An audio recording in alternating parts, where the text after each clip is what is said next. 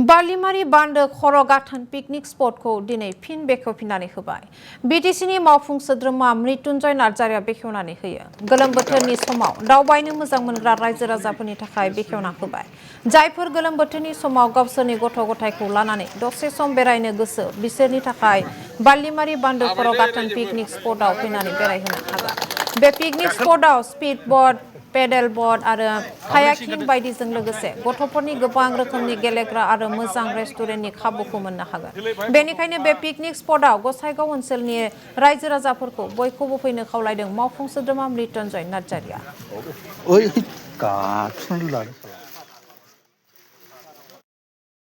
खुलुमबाय। दिनैनि बे 5 तारिख जुलाइ 2026 मायथाइयाव बालिमारि बान्दो खर' पिकनिक स्पट बेयाव गोदानै मोनसे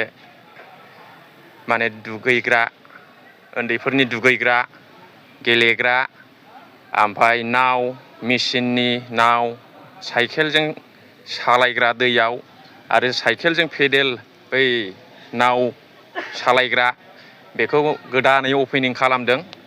एखेबारे गोदान बेयाव जोंनि एरियायाव क'क्राझार डिस्ट्रिक्टआव बिदि नाव सालायलायजानाय, बिदि नाव गाखोलायजानाय बिदि पिकनिक स्पट गैथ'वा। दा नैबे जोंनि गसाइगाव क'क्राझार डिस्ट्रिक्टनि आन्दाराव थानाय नैबे गसाइगाव साब डिभिजननि सिङाव बालिमारि बान्दो खर' पिकनिक स्पटआव गोदानै बेखौ अपेनिं खालामबाय। दा बेनिखायनो रायजो राजा नोंथांमोनखौ बयखौबो खावलायहरबाय।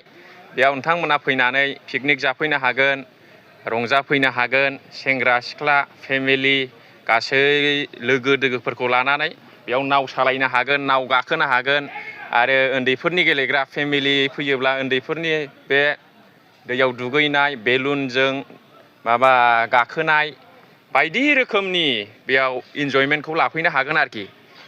दा आं बेखिनिखौ फोरमायहरबाय नोंथांमोननिसिम बयखौबो खुलुमबाय।